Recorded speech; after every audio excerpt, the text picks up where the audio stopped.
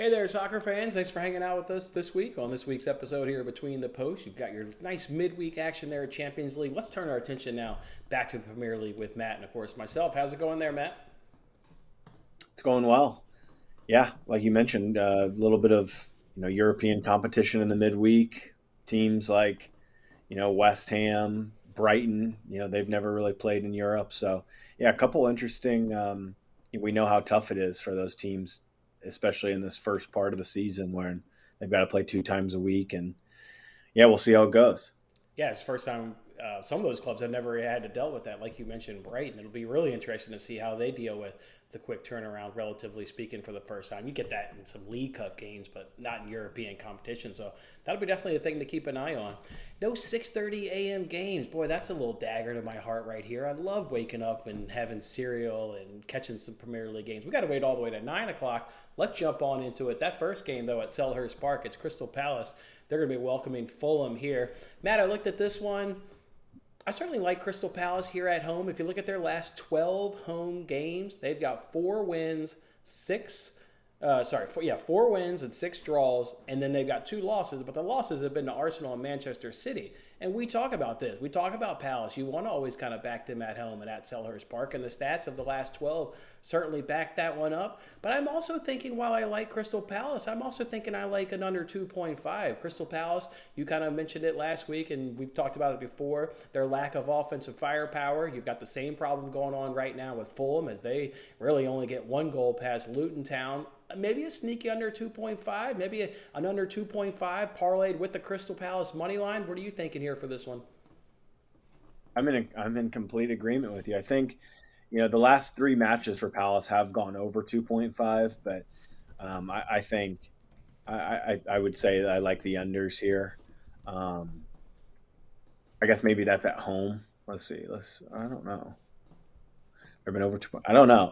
But yeah. So yeah, I guess it was, yeah, I think 3-1 to Villa, 3-2 to Wolves, 3-2 against Wolves, and then they're including the when they played in the EFL Cup against Plymouth. But yeah, I mean, you look at Fulham struggling to score. I do like the unders. I like Palace a little bit. Just haven't been able to. I haven't locked it in or anything. I would like to see some lineups, but we know that Palace, undefeated in 6 of 7 at home. So I'm pretty confident, that they're not going to get beat here. But we need them to get all 3 points for the bet to cash. And there's some key players. There's still some key players, key injuries for Palace. No Eze. I'd like to have him in there. No Elise still. So no Lerma. No. It looks like Guehi will be back, which is a big boost. that should boost our money line, right? You're back in Crystal Palace. That's only going to boost your Crystal Palace money line. Yeah. So that's it's one of those matches where it's tough. Like I like both of those. I like both Palace money line and I like under 2.5. I Yeah. don't know which one I like more. Maybe you do it in like a combo of like Palace and under 3.5 just to give you a little extra Like it. security. Um, but yeah, haven't gotten there yet on this one. Really would like to see some lineups. Do you like that? And you played that angle a couple times last week, and I know it got you a cash. I know it got you a cash in the Man City game. I know it got you a cash in the Arsenal game. Perhaps that is the way. Crystal Palace money line and under 3.5. It's gotten to the point of the season now where we can start to really use some stats. We're 5 games in. There's 4 teams in the Premier League that have cashed under 2.5 games in 3 of the 5 games, and this is Crystal Palace is one of those teams. Their games are only averaging 2.6 goals per match. So I think a Crystal Palace money line with under 3.5 could certainly be the way in. Maybe while we talk about another one of these fixtures, I'll go and look up a price. But I'm only interested in unders, and I'm really only interested in Crystal Palace, kind of exactly what we think. So, all right, let's go ahead and move it over now where you've got Luton Town. They're welcoming Wolves into town. I mean, we've seen Luton Town on several Fridays now up against bigger clubs, right? Really bad against Chelsea, really bad, against West Ham they were as well. Brighton, they were really bad. We watched that on the season opener. Wolves obviously is not that caliber of a team, but to me, Wolves is still damn good enough that Wolves should have enough here to get the 3 points. It will probably be low scoring. I haven't seen anything out of a Luton team that gives me any encouragement that they're going to certainly score some goals, and we know that always scoring goals against a Wolves team is always really tough. I would look for also Wolves to maybe score late. Remember last season, I told you they had like no fight, and Wolves was the only team that hadn't scored a goal after the 60th minute mark. Well, Luton is the only team that has conceded after the 60-minute mark in all of their games. So if Wolves needs a late goal, there's going to be encouragement on this side to go ahead and pull through and get the 3 points. I love that. Love that little tidbit you just gave. I didn't know that. That's awesome. Yeah, this is one. I'm playing Wolves. I'm playing Okay. Wolves minus a quarter of a goal. So if they draw the match, I would lose half my stake, and that's at minus 109 at Bet Rivers. Um, it looks trappy on the surface. So did, Fulham kind of looked trappy a little bit last week. The price wasn't great, minus 145, minus 150, but they get the job done. They cash our ticket last week. And I'm just going to go back to it. It's not a bet really on Wolves. Do I feel extremely confident over this one?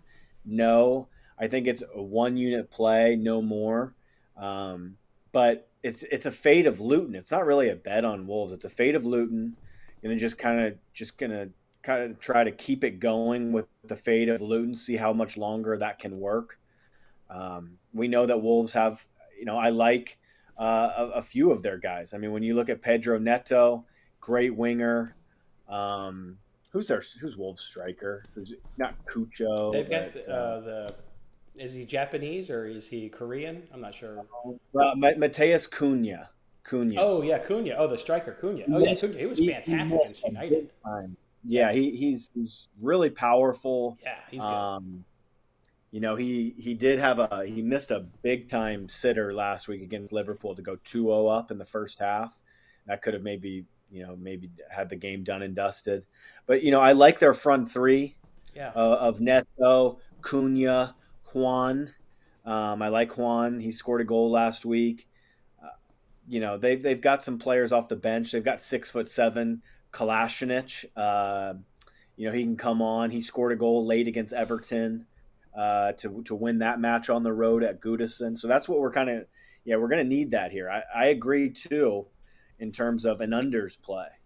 So, I mean, maybe if you don't love Wolves, you take Wolves minus a quarter for half a stake, and also the under 2.5 for half a stake, because this is very similar to that first match we just talked about. It's hard to decipher which one you like more, but I see this one being pretty low scoring.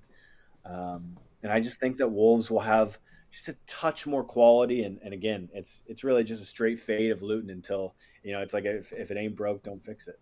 I think of those two plays here in this, I would ditch the under 2.5. This is a Luton team that has the worst goal differential in the Premier League at -8. 3 of their 4 games have gone over 2.5. It's because they can't defend. They've only got 2 goals scored in the season, but they've conceded 10. That's how you get to a -8 goal differential. Wolves doesn't have a ton of firepower, but everybody's whooping up on them. I say ditch the under 2.5. Just back Wolves on the money line at +125. To your point, Luton hasn't done anything to give you any hope that they can walk away here with the point, even though it's at home. I don't really care that this game is really at home. So Wolves at +125 on the money line, I think that looks really good. Another thing that I'm really looking at here is Nelson Semedo, the center back there for Wolves. He's +330 on DraftKings to get a card. That could be worth maybe half a unit. In 5 games, he's got a card in 3 of the 5 games. He's second in the Premier League with the most cards getting 3. And then he's 6th in the Premier League in drawing fouls. It can't be +300 when you have this kind of hit rate. The only thing that makes me nervous is maybe Luton doesn't put enough pressure on Wolves' goal, so that doesn't get him in enough clashes. But I do like, though, that Luton's at home. If you're going to play your best, we always know that's going to be played at home. So I don't know. I got till this Saturday to decide, but I think a half unit of +330 for Semedo to pick up another card. Again, he's 6th in fouls, so he's at least getting himself into these tackles, into these situations. Semedo, +330. Can't be that high. Just to give you a price comparison, it's +330 on DraftKings. FanDuel's got it at +200. That's where you would like, okay, I'm not going to do 200, but 330, that's worth taking a stab at, I think, for half a unit. Like it.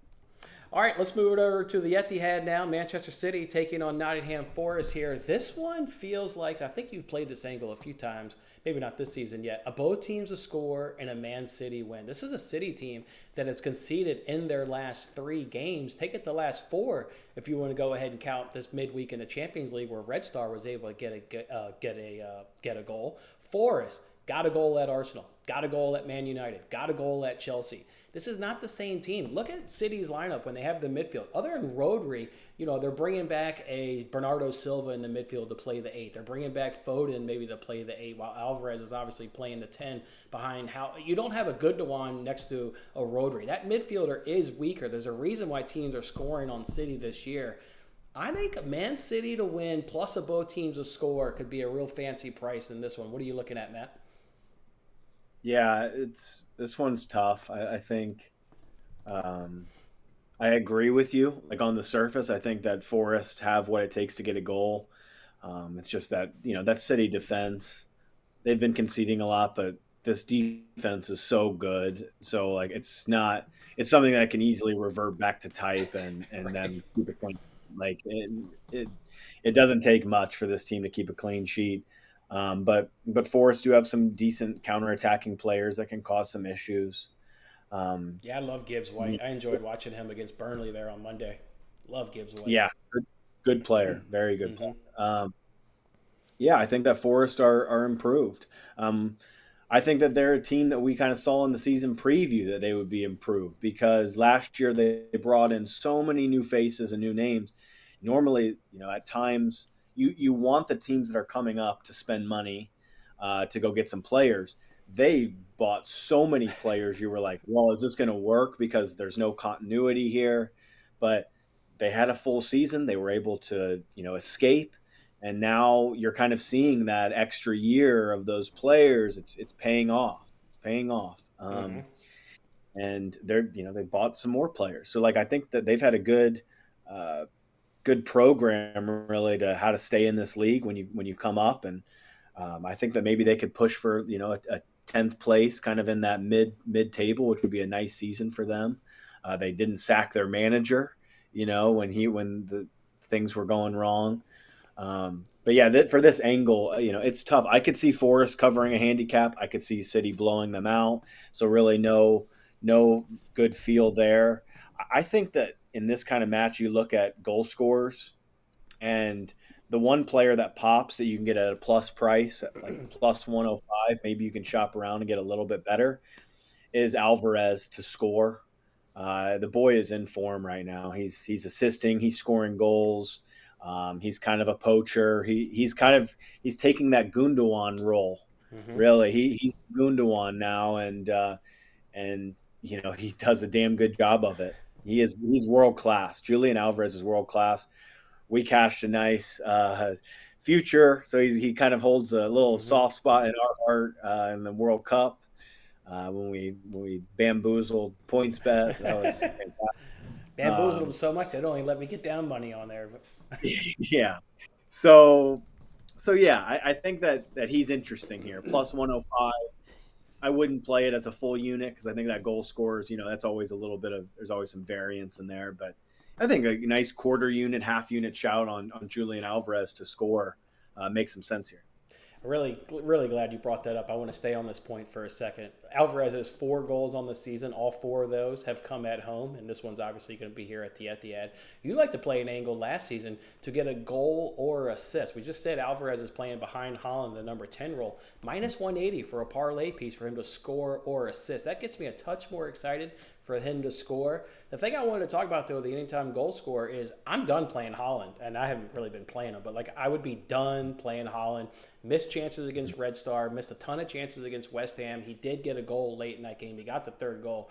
He ain't clicking, and at DraftKings, he's minus 300. I'm not playing minus 300. I don't even think he's a parlay piece anymore. Maybe because he is on pen duty is your only argument, but at minus 300, give me Alvarez who's at plus money. Give me Foden who's at plus money. Hell, give me Doku who's at plus money. When I listen to Guardiola's press conference and he's like, dude, you're a one-on-one take-on machine. Just take them on. And you saw what he did coming out of halftime against West Ham. His first one-on-one take-on was a goal, and that kind of got them back in it and speared their comeback. back. I'd much rather have one of those three players at plus money than Holland anywhere near minus 300 in a parlay.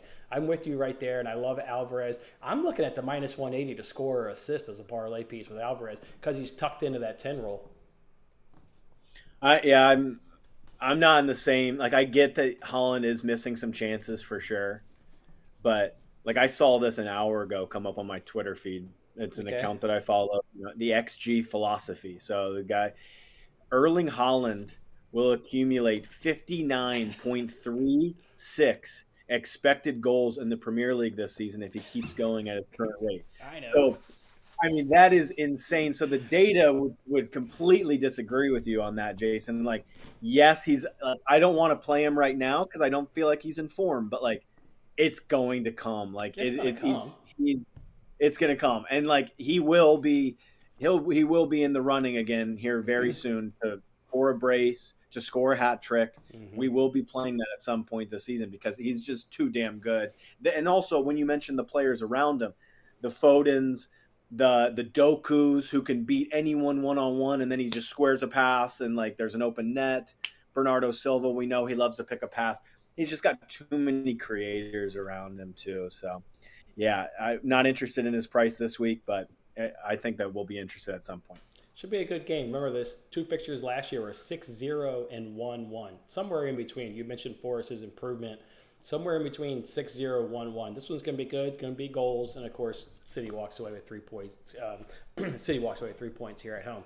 All right, let's go now to Brentford. They're welcoming Everton into town. Big 2 goals scored on the season here for Everton. They got them all in one game against Sheffield. Here's a stat for you, Matt. Ready for this one? Sean Dice hasn't won a Premier League game since 2019 in the month of August and September. Hasn't won a Premier League game since 2019 in those 2 months. We're obviously still in the month of September. This game's at Brentford. Everton's only scored 2 goals. I'm liking Brentford. You can get the money line at minus 120 on DraftKings. That gets me awfully excited. And you guys know I do not play money lines in soccer, but I don't want to mess around with some 1-0 result. Everton's not scoring in this game. Brentford, minus 120 on the money line is the only play in this game. Yeah, I think it's a pass for me. This one was a quick breeze by. I think that, yeah, Brentford are the more likely. I mean, 7 consecutive home matches. They haven't lost, so they're strong here. But they're struggling to win matches too. They've only won 1 match out of their last 6 in all comps. So you need them here to win this match. And Everton haven't been all that bad on the road, actually. I mean, Everton undefeated in 6 of their last 7 away in all comps.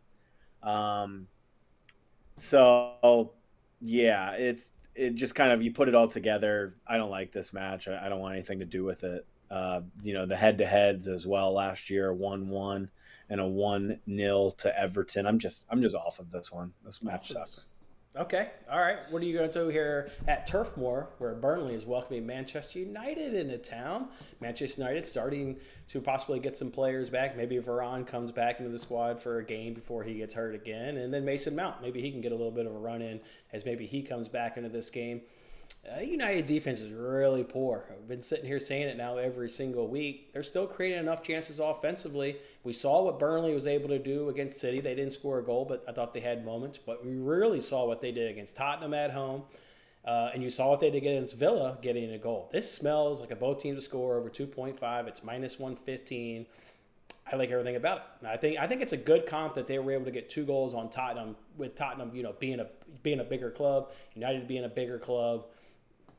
I like it. They created chances at home against Tottenham. They're at home here against United. I like both teams to score over 2.5. Book it.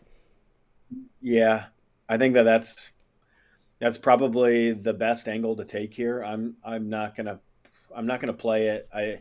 This match is again tough. I think it's a good spot for United. I think this is like a nice bounce back spot. Getting some of those new players back. I don't think that Burnley's 11 is very good. Something tells me like a both teams to score and United to win for a bigger price. I mean, makes some sense, but I don't trust United right now. They've lost 4 straight on the road. They're just kind of in a weird place right now, and Yeah, this one again is this one's tough for me to predict, so I'm just going to pass.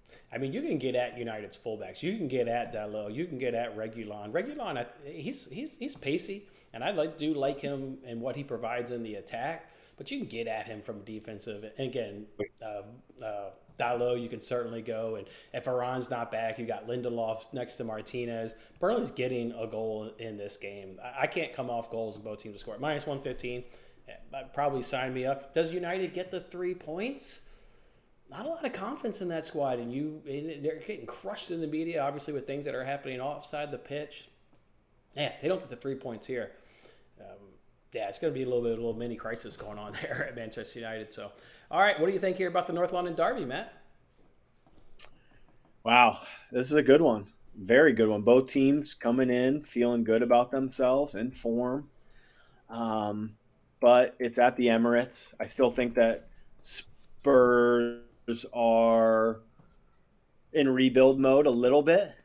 Spurs have a couple tough clashes here. I think that Spurs play at they maybe they host Liverpool next week, or they're at Liverpool. I can't remember, but it's coming up. So this is a tough kind of back to back. We're going to find out what Spurs are all about here, really, in the next couple weeks. Their schedule hasn't been overly difficult thus far. I mean, they had the one get up game at home against United, but I mean this schedule is a freaking joke. They have to come from behind last week in the last minutes against Sheffield. They breezed past Burnley. They drew against Fulham. They beat Bournemouth. They beat United. But we know that United's been in a weird place. I mean, this schedule has been a joke. So something tells me that Tottenham, the true Tottenham, comes back here, comes back down to life here, and I think that Arsenal win. I think that Arsenal win the match. I think that minus one. I think it's minus 140, minus 145 in this one. Um, yeah, Arsenal are the better side here. They're at home. Big match. They won both home and away last season. They've done well in this derby over the last 4 or 5 head to heads. So, yeah, I like Arsenal here. I think they win the match. Obviously Arsenal was involved midweek there in the Champions League. Tottenham wasn't involved. I like them to maybe jump on it. I like a both teams to score an over 2.5 in this fixture. If I'm picking a winner, I'm certainly going to pick Arsenal with you here, with it being a home fixture. But I think Tottenham's got more than enough on that offensive side to go ahead and pressure them and maybe even possibly get an early goal if it comes late, whatever. I like a both teams to score over 2.5. I've been really impressed with Tottenham's fight this season, with their offensive firepower, Kulusevski and Son, over Charleston, maybe him getting a goal. He gets the first goal there against Sheffield and starts to spear that comeback. Maybe he can find some form again. They have more than enough in attack where they can add to the score line. I think this is another both teams to score in over 2.5. But yeah, I agree with you. Arsenal's a better side for sure. Should be able to I get like the points. that. No, I think that you're right on that too. I think that Tottenham can definitely contribute. I mean, when you look at what they're doing, yeah, they've played against bad teams, like I kind of just outlined, but Postecoglou, I mean, they're an attack-minded team. We've talked about this from the preseason. They're a team you want to be on overs with. I think that you're right here too. I think that that's definitely something that just wait for some lineups. I'll probably be on that too. Okay, wait for lineups. I don't know if that one's Saturday or Sunday. Either way. All right, let's go to the MX where Brighton's in town, or Brighton lives there, actually. They're welcoming Bournemouth into town. Quick turnaround for Brighton, as we kind of said here on the top of the show, which I need to see lineups. They're going to have a better lineup than what they had yesterday against Athens, I believe it was they played. But they've never experienced this kind of European turnaround. It was at home, so there was no travel involved in that, so that'll certainly help them. Brighton's games are averaging 4.4 goals per match. Bournemouth is on the other end of that table. They're at 2.4, so a little obviously contracting styles here. We've talked about Bournemouth. There's nothing to really get you excited about that. I'd like to think Brighton can, maybe cover a team total, maybe a money line parlayed with an over 1.5. They're obviously the better side. I don't know. I don't know. Maybe it was because they played in Europe for the first time ever. I don't know. Haven't quite pulled the trigger on this one. Have you? I haven't, but I gotta say, like when we were I was looking at parlay pieces and stuff like that, and because we do our weekly parlay, and there was one that kind of came up. It was a 28-1 shot. It was in the first leg is Bournemouth. I get that Bright. I mean, they look great in the league. They've been awesome. They've but they did. Let's not forget. Just a few weeks ago, I mean, they got kind of womped up on by West Ham in a 3-1 at home. That was at the Amex. They came back in a big game against Newcastle and beat them, and they beat United and stuff. But I do think, yeah, their first time in European competition. I thought that AEK Athens looked like the better side too. I thought that they fully deserved all 3 points in that Europa League match yesterday. And I mean, Bournemouth are in an okay way. Drawing against Chelsea, drawing against Brentford on the road in a 2-2. Um, yeah, like you said, kind of a clash of styles. Maybe Bournemouth could sneak one here early and hold on. You look at this, in all of Brighton's last 10 in all comps, both teams have scored. Oh So you've wow. got to feel pretty good about Bournemouth, like having a good shot to score here. And Bournemouth's last three on the road, they've seen over 2.5. I don't know. It's just one that I think that Bournemouth on the handicap makes some sense, but I also think money line with another team that we're going to talk about soon on the road. I don't know, 28-1 just seems a little bit big. Like I don't know, like Brighton, they're good, they're very good, but I don't think that they're like that much better than Bournemouth. I really don't. What's your 28-1? Because I see Bournemouth at plus 700 on the money line. What's 28-1?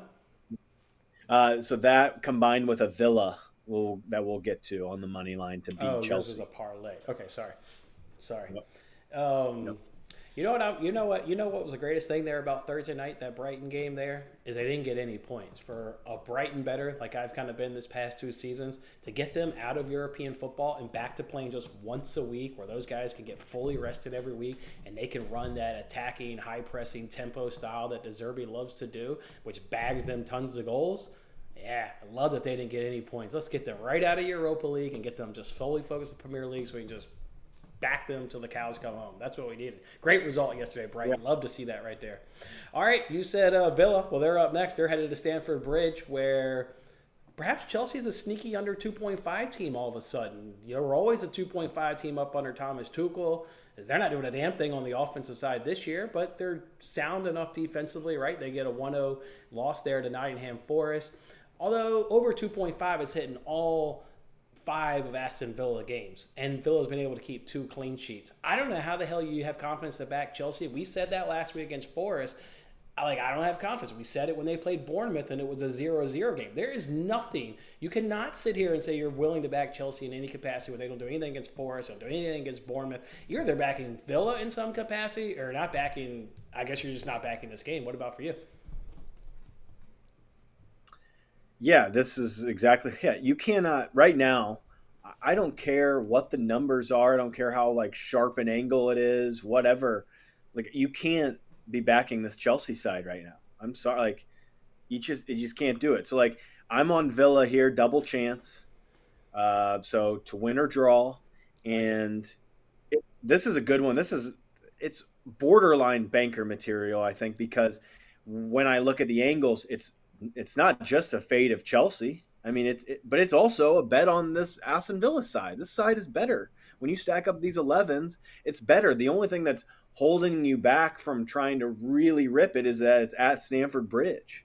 Hmm. But who cares? Like, I mean, yeah, this is I am in agreement with you though. I do think that this is an under game. Like I know that Villa, yeah, they've gone overs, but I still think that in general Unai Emery is an under 2.5 type of manager. Yeah. But they've got some flair players. I mean, let's not forget here the last time that these two teams played in their head to head, it was in April. It was at the Bridge, and Villa won. I was on Villa in that game. I was on Villa.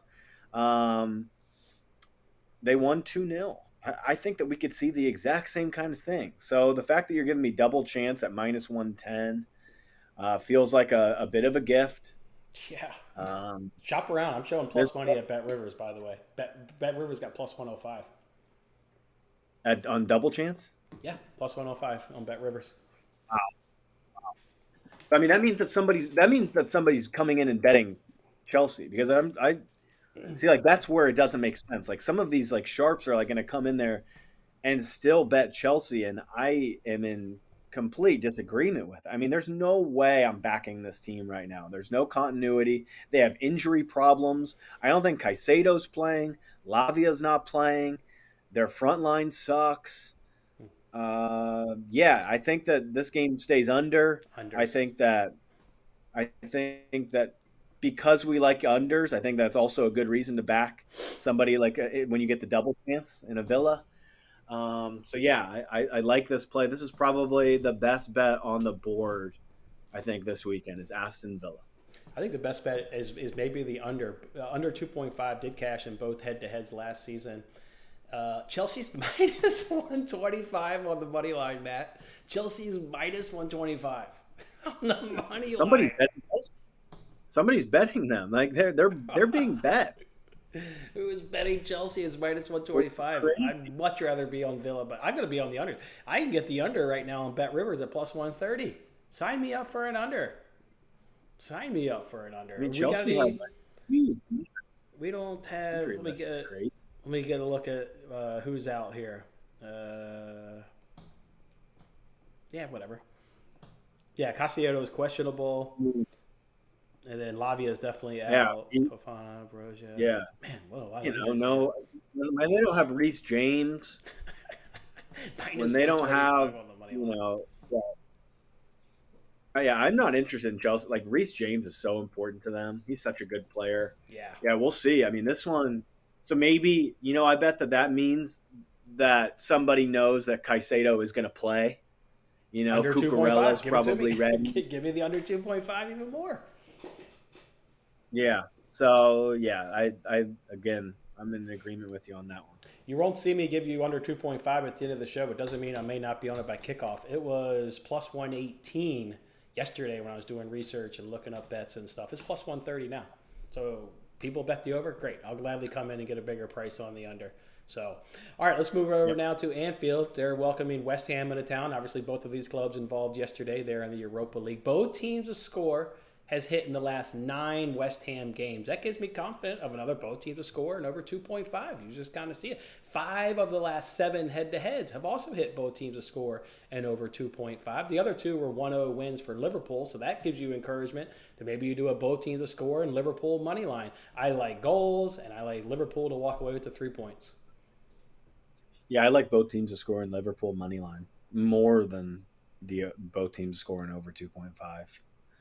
I think that Liverpool win this match. The Michele Antonio comments, I don't know if you saw those No, what'd he at say? all, where he says West Ham are going to finish higher than Liverpool this season, and he thinks that Liverpool wasn't very good.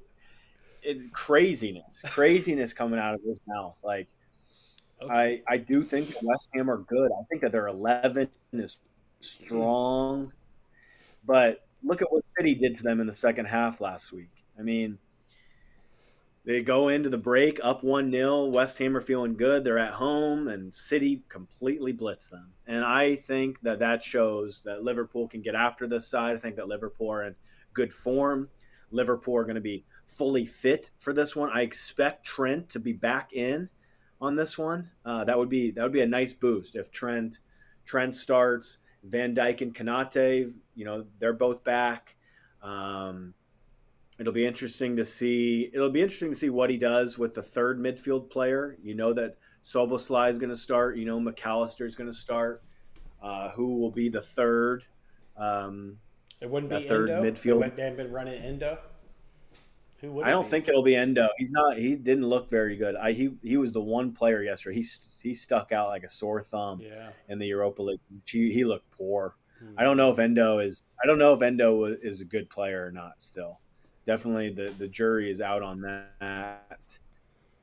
Um, they'll probably run Curtis Jones and McAllister in the 6, which I don't love, but still, like Salah is on fire. Nunez is feeling good. Diaz is in form. Jota can come off the bench. Gakpo. I mean, I'm sorry. Like, this team is good. I think that they can challenge City and Arsenal at the top of this table. I think they win this match. I think it'll be tough. I think that West Ham are good. I think they have good players.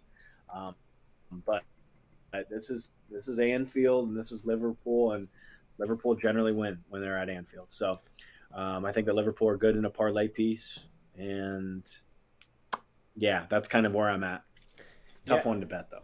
And also, don't be discouraged if you think, oh, this is at Anfield, Liverpool maybe dominate possession, because West Ham scored on City on the counter. This is a good counter-attacking side. That is how they got their goal. And again, both teams have scored. We've talked about it. The hit rate is great. Yeah, I love that one as well. All right, one more game to pick up, then let's go ahead and reveal our official bets for this week. We've got Sheffield United taking on Newcastle here. Newcastle maybe losing it a little bit here offensively.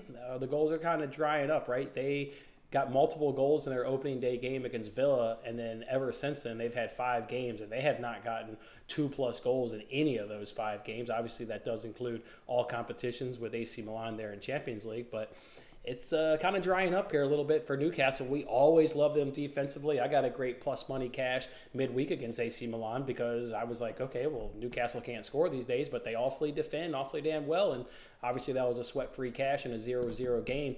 If you like the card angles, this is going to be your spot here for the card angles this week in the Premier League. Newcastle has the most cards in the Premier League, and Sheffield has the 3rd most cards in the Premier League. You get Stuart Atwell. He only averages 3.24 cards per match, but maybe the 2 card-heavy teams in the Premier League can, lift Stuart Atwell up. But if you're betting cards from a stats perspective, these are the 2 dirtiest card-heavy teams so far this season of the Premier League. But I don't know. Newcastle's been struggling. This one's on the road. If I don't bet the cards angle, I'll probably just stay away. Unders, like that's where I see this game. I think there's a lot of unders this weekend. Is that like, doesn't that seem like a common theme Yeah, Palace, for Fulham, this? Luton, Wolves, this game.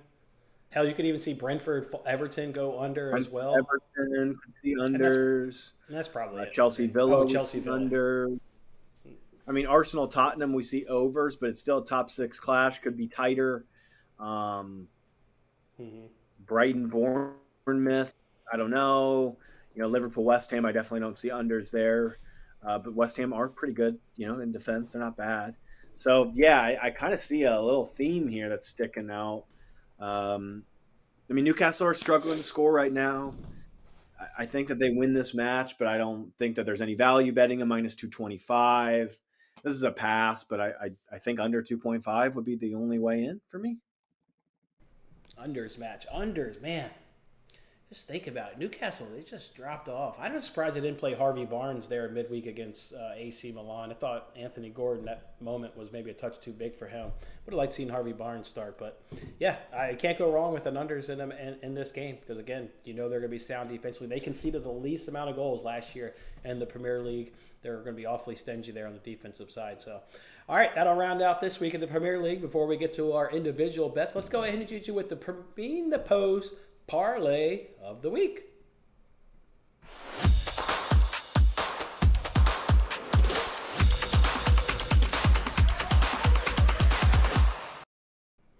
All right, Matt, which leg are you going to go ahead and bring to the table?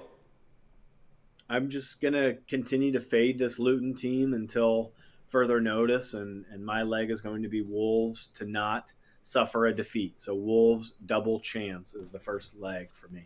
Love that. Got awfully excited when you tweeted me that, and that was going to be your leg of the parlay. Love that. I love an over 2.5 in City Forest. So we talked about maybe Forest can contribute, and if they don't, we know you love back in City from a goals perspective. That's the one team that, like, if you don't hit an over, you can be like, well, they had all the chances to hit the over. Where maybe another team, you could be like, you know what, Villa just didn't have it today. City's going to have it every single day. They're going to put a lot of pressure on your goal. City can cover this over 2.5 on their own, but I also think maybe Forest can contribute here. So I'll do the over 2.5 between City and Forest. You'll do Wolves double chance. It's minus 110 over on DraftKings for the Between the Post parlay of the week. Let's throw up your bets, and then I forgot to pull mine in apparently. So let me grab mine while you talk about yours. Yeah, Wolves sticking with that same thing. It's just more of a straight fade on Luton until further notice, and I think that Aston Villa on the double chance to not suffer a defeat against Chelsea right now. It's a great time to play Chelsea. Villa are strong; their 11 is strong, and those are my two plays. That man, again, get that at plus 105. Prices are changing on that Villa double chance. I am literally looking at it right now.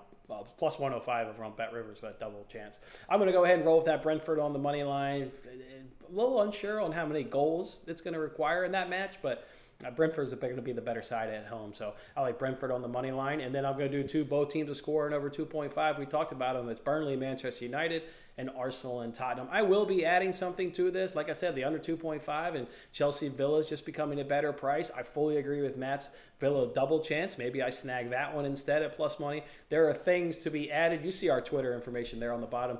Make sure you're following us all weekend long. We'll tweet out some other bets. All right, Matt, match week number 6 in the Premier League. Thank you guys for hanging out. Good luck to you guys always this week. Hopefully you guys can have a profitable weekend with us. All right, boys. I'll see you next week. My bad. I'm looking at a fun parlay right now, and just like all the unders that we're talking about. So under 2.5 Luton Wolves, under 2.5 Palace Fulham, under 2.5 Brentford Everton, under 2.5 Chelsea Villa, under 2.5 Sheffield Newcastle. And then under 3.5 in Brighton, Bournemouth, just to take it up a notch because that Brighton offense can get going. Right. That's 60-1. 60-1. It's interesting. Sounds like a mortgage payer for me. I like it, Matt. Ribbon for a full unit. Hell yeah. I ain't holding back. All right, boys. Thanks, Dave. Enjoy this weekend of games, and we'll give us all the unders. They're sweaty, but they come through because we talk about this in football. People love offense, right? People hammer the overs. You got a lot of value, obviously, on the unders. So, all right, boys, we'll catch you guys next week. Match week number 7.